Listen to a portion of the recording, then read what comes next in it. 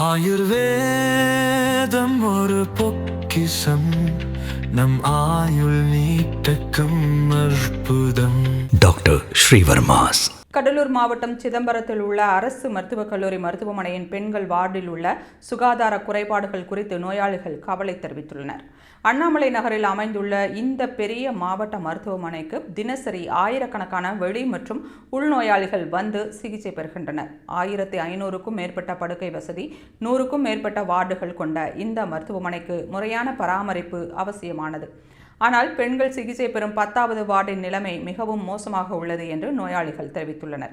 சுமார் 40ற்கும் மேற்பட்ட உள்நோயாளிகள் தங்கி வரும் இந்த வார்டில் 2 கழிவறை மட்டுமே குளியலறை அசுத்தமாக இருப்பதால் நோயாளிகள் அவதிக்கு ஆளாகியுள்ளனர். அத்துடன் நோயாளிகள் மற்றும் அவர்களுடன் வரும் அட்டெண்டர்கள் சாப்பிட்ட பிறகு குப்பை தொட்டியில் போடும் மீத உணவுகளை நேரடியாக வார்டுக்குள்ளேயே நுழைந்து தெருநாய்கள் சாப்பிடும் அவலமும் நடக்கிறது.